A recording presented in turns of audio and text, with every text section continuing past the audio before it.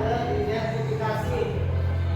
Setelah dipelajari memang itu sudah sesuai ya dengan perencanaan pembelajaran yang mendalam.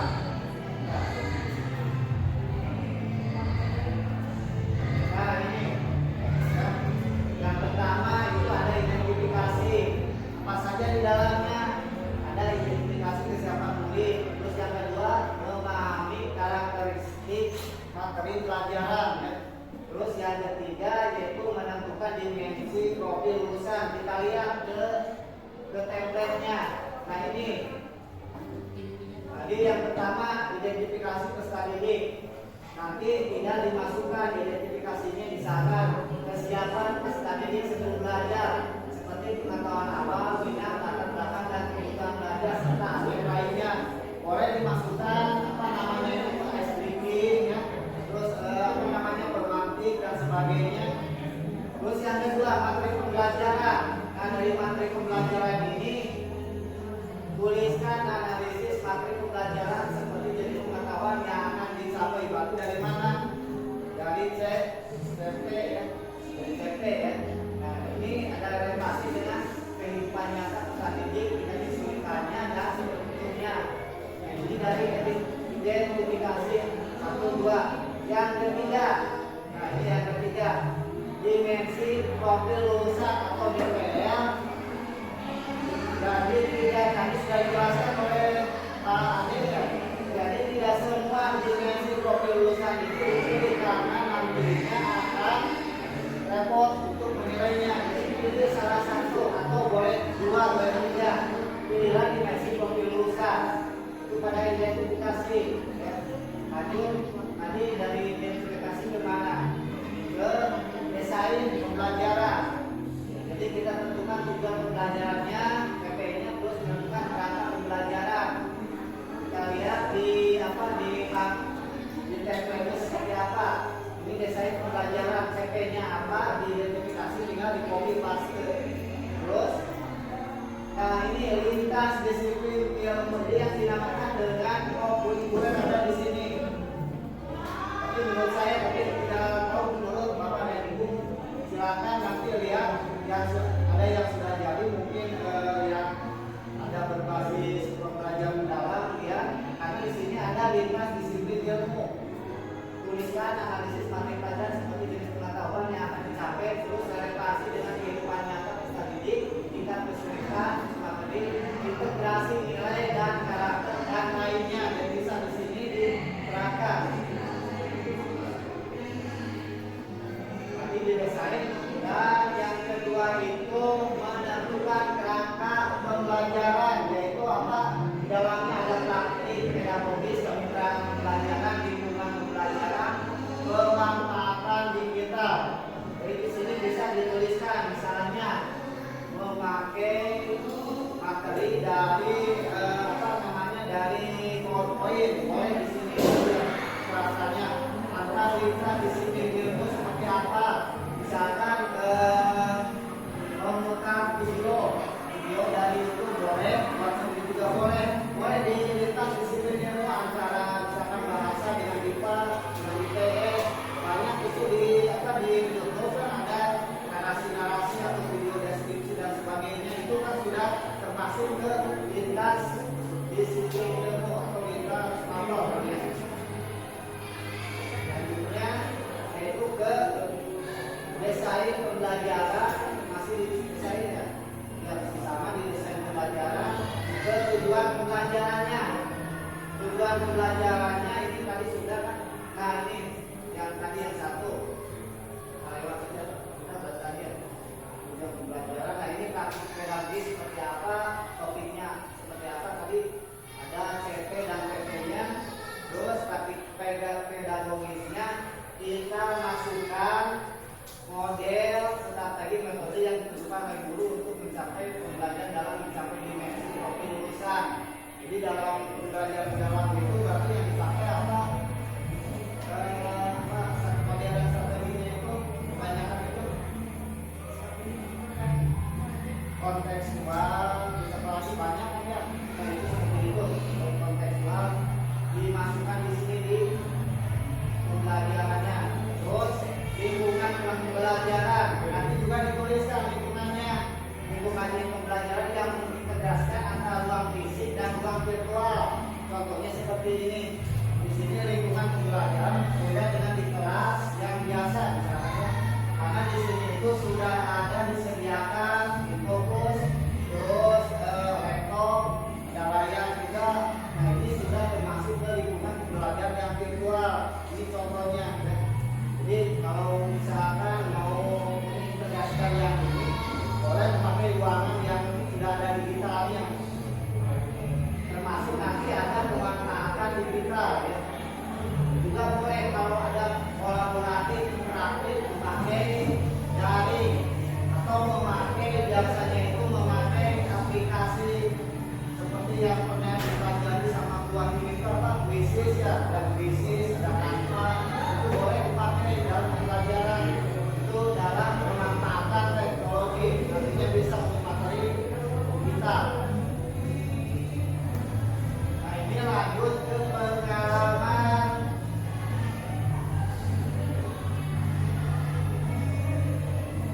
belajar. Pengalaman belajar itu di dalamnya ada rancangan pembelajaran yang prinsip yang tadi berkesadaran, bermakna dan mengerjakan ya. Yang seperti kita sering bahas itu yang meaningful, terus joyful ya. Nah itu dari pengalaman belajar. Terus yang kedua itu ada deskripsi pengalaman belajar, memahami, mengaplikasi dan merefleksi yang 3M, bukan 3M. Yang pertama itu apa namanya? 3D ya, kalau tidak salah disingkat itu PDM. Yang pertama PDM, yang kedua itu 3D. Nah ini jadi dalam pengalaman belajar dituliskan di awal kegiatan. Misalkan tuliskan prinsip pembelajaran yang dibutuhkan, misalkan berkesadaran, bermakna dan menggembirakan itu seperti apa? Contoh untuk berkesadaran, misalkan kalau berkesadaran, misalkan dalam apa namanya itu dalam sintaknya ada berdoa sebelum belajar, itu kan salah satu contoh berkesadaran. Terus yang bermakna, nah ini kan bermakna apa? Terus yang menggembirakan juga boleh. Nanti di awal pembelajaran itu hampir sama dengan modul kemarin di kurikulum Merdeka sudah ada yang modulnya. Nah ini tidak ditambah-tambah sedikit saja, cuma perbedaannya itu ada di mana nanti. Oh ada di atas tadi ya, 8 jurusan tadi, pilih salah satunya. Lanjut lagi.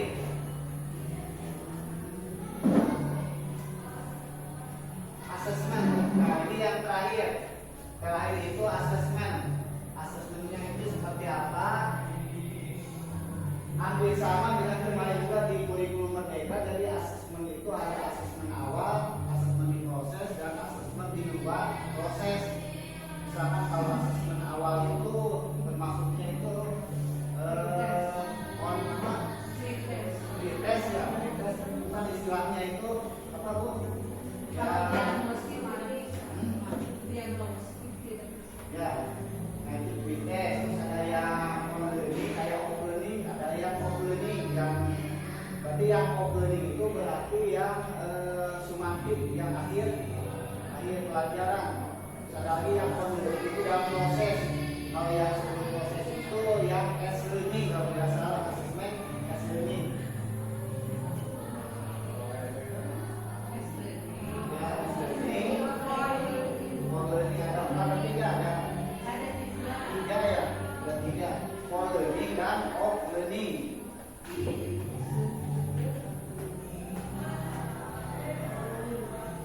Nah ini inti apa saja? Inti tekan kegiatan itu siswa aktif terlibat dalam pengalaman belajar, memahami, mengaplikasi dan merefleksi. Jadi guru menerapkan prinsip pembelajaran berkesadaran bermakna. Tadi nyambung ke kegiatan awal langsung ke inti, masih sama ya, seperti kurikulum yang kemarin. Nah ini memahaminya seperti apa? Kita tuliskan prinsip pembelajaran yang digunakan. Misalkan ada berkesadarannya, ada bermaknanya, ada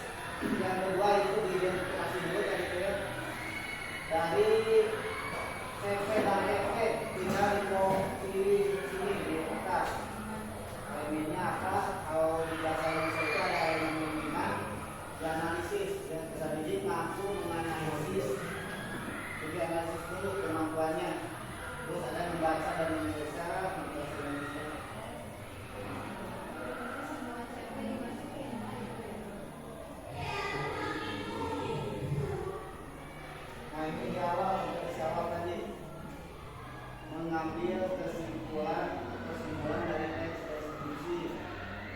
Terus ada memahami gaya penulisan. Nah, ini hasil dari analisis tadi identifikasi. Nah ini ya yang baru ini ada 8 bukti lulusan. Oh iya, itu yang terbaru. Tapi kalau bahasa Indonesia itu lebih spesifik ya. Tidak dengan bahasa Inggris kan nggak ada titik komanya. Nggak ada titik kayak yang di tadi. Di sini di sana kalau ya kalau bahasa Indonesia di sana masih bisa peserta didik dapat ya menyimak peserta didik mampu menganalisis dan memahami informasi berdasar. Kalau itu kalau mau disatukan jadi satu itu mungkin sudah satu. Kemudian kalau di analisiskan contohnya kalau bahasa Inggris itu nggak ada. Harus buat sendiri berarti. Berarti harus buat sendiri. Tapi kalau Kali ini juga sama sebetulnya, ini kalau umumnya itu peserta didik mampu membaca dan kalau tidak salah membangun sastra atau tidak salah. Tapi ini juga dikembangkan menjadi dari CP ke TP kalau tidak salah juga hasil dikembangkan kalau tidak salah. Hari itu bukan seperti ini, asli dari sumbernya. Nah ini dimensi profil kebetulan ini harusnya dipilih salah satu, jangan terlalu banyak, itu ya. Jadi boleh dengan kreativitas atau kemandirian atau komunikasi. Tapi kalau yang semuanya dimaksud dimensi profil lulusan yang bapak-bapak kayak di RPP itu yang mana spesifiknya? ini tadi kalau tadi kan teks deskripsi ya, jadi yang cocoknya itu dalam komunikasi. Ya, soalnya ini kan nanti berkaitan juga dengan kok. Ya dengan kok nantinya. Tuh. Terus Boleh. capaiannya harus semua apa ditulis. Ya ini Capaian oh pembelajaran. yang Yang di atas capaiannya kan semuanya harus. Dan tadi yang terkait dengan apa yang akan bapak sampaikan, Ya, bapak kasihkan gitu. materinya mau yang mana dulu dan di sana ada membaca dan memeriksa, menyimak dan sebagainya ada 4 jadi sana. Nah ini tidak salah satunya. Jadi salah satunya sebenarnya aturan capaian pembelajaran. ini kan targetnya Bu sampai 12 minggu bukan satu pertemuan. Jadi Oh, ya lima. durasi pertemuannya 3 kali. Jadi Tapi ini ke satu unit. bukan satu pertemuan. Jadi ada masa ini sampai 3 bulan. Oh, 3 tahun. Berarti capaiannya semua masuk ya? Ya sudah dimasukkan. Oh, semua masuk kan gitu. Tidak satu. Enggak. Yang materi capaiannya yang mana?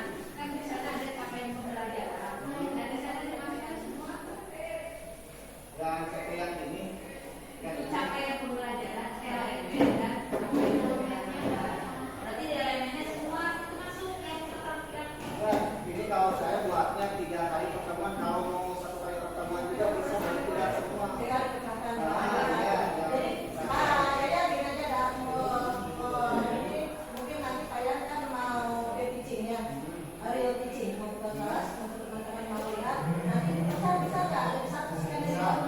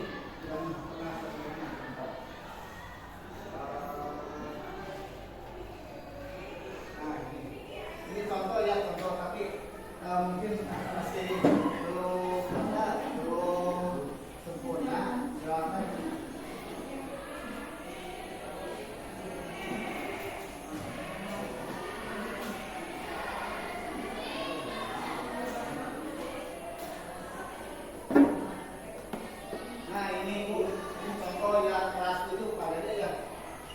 Nah ini pertama, oke ini video misalkan ini tentang memahami isi teks deskripsi kegiatan mengakses informasi simpulan teks deskripsi. Ini tentang pantang teror yang Instagramable. Ini ada bacaannya, jadi nanti boleh kegiatan membaca dan boleh mengamati seperti ini diselipkan video.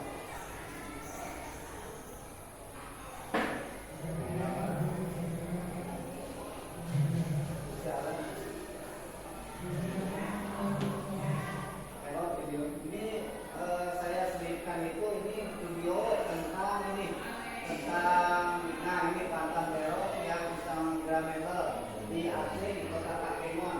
Terus ini bacaannya